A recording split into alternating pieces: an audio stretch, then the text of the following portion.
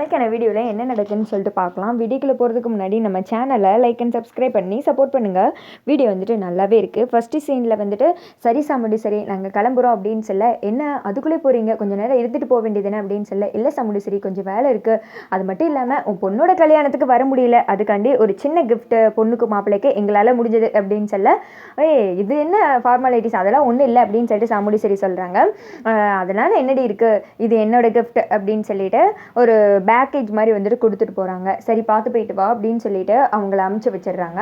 அமுச்சு வச்சதுமே, எக்கா எனக்கு என்னமோ இவன் மேலே சந்தேகமாக இருக்குக்கா, நம்மக்கிட்ட என்னென்னலாம் சொன்னா படிக்கலை அப்படி இப்படின்னு, இப்போ பாரு இங்கிலீஷில் பேசுகிறான், என்ன ஏதுன்னு எனக்கு ஒன்றும் புரியலக்கா, இவங்கிட்ட பயங்கரமாக ஏதோ ஒரு மர்மம் இருக்குது, ஆனால் அதெல்லாம் தெரியாமல் நீ தான் அதுக்குள்ளேயும் ரேவதிக்கு மாப்பிள்ளை ஆக்கிட்ட, நம்ம ரேவதியோட வாழ்க்கையே எனக்கு என்னமோ பாலாயிடுச்சோன்னு கவலையாக இருக்குக்கா, நீ தப்பான முடிவு எடுத்துட்டேன்னு நினைக்கிறேன் அப்படின்னு சொல்ல, இங்கே பாரு சந்திரா, நீ எதுக்கு அவ்வளோலாம் யோசிச்சுட்டு இருக்க, அதெல்லாம் ஒன்றும் கிடையாது, ராஜா எத்தனையோ தடவை நம்ம குடும்பத்துக்கு வந்த ஆபத்தெல்லாம் காப்பாற்றிருக்கா நம்மளை, அப்படி இருக்கும்போது அவன் எதுக்கு வந்துட்டு நம்மக்கிட்ட போய் சொல்லி ஏமாற்ற போகிறான், நான் வந்துட்டு நல்ல மாப்பிள்ளையை தான் தேர்ந்தெடுத்திருக்கேன், நீ கண்டபடி யோசிக்காமல் கொஞ்சம் அமைதியாயிரு, நீ என்னத்தையாவது யோசித்து என் மைண்டே வந்துட்டு டிஸ்டர்ப் பண்ணாத அப்படின்னு சொல்லிடுற.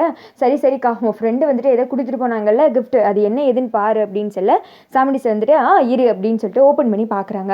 பார்த்தா அதில் வந்துட்டு ஹனிமூன் போகிறதுக்காக டிக்கெட்டு அங்கே ஹோட்டலில் புக் பண்ணது எல்லாமே இருக்குது. அதை பார்த்தது சாமுண்டிஸ்வரி அவங்க சிரிக்கிறாங்க. என்னக்கா அப்படி என்ன கிஃப்ட் அப்படின்னு சொல்ல, நம்ம ராஜாக்கும் ரேவதிக்கும் ஹனிமூன் போகிறதுக்காக பேக்கேஜ் வந்துட்டு ரெடி பண்ணி கொடுத்துட்டு போயிருக்கா அப்படின்னு சொல்ல, அப்படியா, அதனால் இப்போ நீ என்னக்கா முடிவெடுத்திருக்க, உடனே இவங்க 2 பேரையும் ஹனிமூனுக்கு அமுச்சு விட போறியா அப்படின்னு சொல்ல, இது என்னமோ நான் ஏற்பாடு பண்ண மாதிரி சொல்லிட்டு இருக்கேன், நானா அவகிட்ட சொல்லி இப்படிலாம் எதுவுமே பண்ணவே கிடையாது புரியுதா, அவளுக்கு பிடிச்ச இதெல்லாம் பண்ணிட்டு போயிருக்கா, என்னமோ நான் தான் இதுக்கு பின்னாடி இருந்து இதெல்லாம் பண்ண சொல்கிற மாதிரிலாம் சொல்கிறேன் அப்படின்னு சொல்ல, அக்கா நான் நீ சொல்லவே இல்லை, நீ என்ன முடிவெடுத்திருக்கேன்னு தான் கேட்கேன் அப்படின்னு சொல்ல, இதில் நான் முடிவெடுக்க வேண்டிய என்ன இருக்குது, பொண்ணு மாப்பிள்ளையே முடிவெடுக்கிறது தான், மாப்பிள்ளை ரேவதி நீங்கள் சொல்லுங்கள் போகிறீங்களா இல்லையா அப்படின்னு சொல்ல, மேடம் அது வந்து அப்படின்னு சொல்லிட்டு கார்த்தி இழுக்கிறாங்க. உடனே வந்துட்டு ரேவதி டக்குன்னு சொல்லிடுறாங்க, இப்போ என்னம்மா ஹனிமூன் தானே போகணும், போயிட்டு வரலாமே, ஏற்காடு தானே போகலாம் அப்படின்னு சொல்லிடுறாங்க. அதை கேட்டது எல்லாருமே ஷாக் ஆகிடுறாங்க.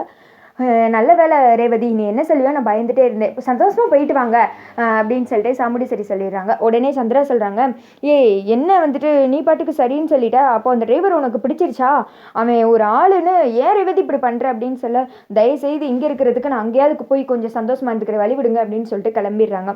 ரூமுக்கு போனதுமே வந்துட்டு என்ன நீ நினச்ச மாதிரிலாம் நடக்க போல அப்படின்னு சொல்லிட்டு கார்த்தியை பார்த்து கேட்க, கார்த்தி சொல்கிறாங்க, அப்படிலாம் நான் எதையுமே நினைக்கவே இல்லை அப்படின்னதும், நீ நினச்ச மாதிரி தானே எல்லாமே நடந்துட்டு இருக்கு, நீ சொல்கிற மாதிரி தானே எங்கள் அம்மா தலையாட்டி பொம்மை மாதிரி ஆடிட்டு இருக்காங்க, நீ என்ன சொன்னாலும் எங்கள் அம்மாவை கேட்குற மாதிரி பிரெயின் வாஷ் பண்ணி வச்சுட்டு இல்லை அப்படின்னு சொல்ல, எனக்கு அதுக்கான எந்த அவசியமே கிடையாது அப்படின்னு சொல்ல, இங்கேயே உன்னோட அந்த ஆக்டிவிட்டீஸ்லாம் என்னால் தாங்கிக்க முடியல, இதில் உன் கூட ஹனிமூனுக்கு வந்தால் வேற கடுப்பாக இருக்குது அப்படின்னு சொல்ல, ஹனிமூனுக்கு அப்போ நீ தானே ஒத்துக்கிட்ட அப்படின்னு சொல்ல, நான் ஏன் ஹனிமூனுக்கு ஒத்துக்கிட்டேன் தெரியுமா அப்படின்னு சொல்லிட்டு ரேவதி கேட்குறாங்க. தெரியுமே, இங்கே இருந்தால் அவங்க அம்மா சாஸ்திர சம்பிரதாயம் பழக்க வழக்கம்னு எதனாலும் உனத்தை பண்ண சொல்லுவாங்க, கொஞ்ச நாள் அங்கேயாவது போய் நிம்மதியாக இருக்கலாம்னு சொல்லி தானே சரின்னு சொன்னேன் அப்படின்னு சொல்லிட்டு கார்த்தி சொல்கிறாங்க. அதை கேட்டது ரேவதி ஷாக் ஆகிடுறாங்க.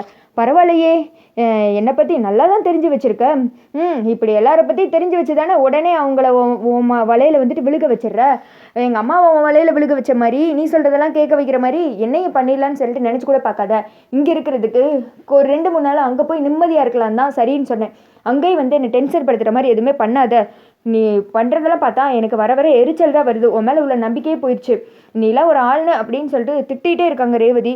ஐயோ இதுக்கு மேலே உங்ககிட்ட பேச என்கிட்ட எனக்கு ஒன்றுமே கிடையாது, காலம்தான் இது உனக்கெல்லாம் பதில் சொல்ல அப்படின்னு சொல்லிட்டு வழிவிடு அப்படின்னு கீழே பாய் விரித்து கார்த்தி வந்துட்டு படுத்துடுறாங்க. பாரு நம்மளே எப்படி எதிர்த்து பேசுகிற பாரு, பண்ண காரியத்தெல்லாம் பண்ணது இவன் தான் அப்படின்னு சொல்லிட்டு ரேவதி முறைச்சிக்கிட்டே இருக்க, மாயா கிட்ட இருந்து ஃபோன் வருது. அதை பார்த்ததும் ரேவதி ஷாக் ஆகிடுறாங்க. தனியாக வந்து பேசுகிறாங்க.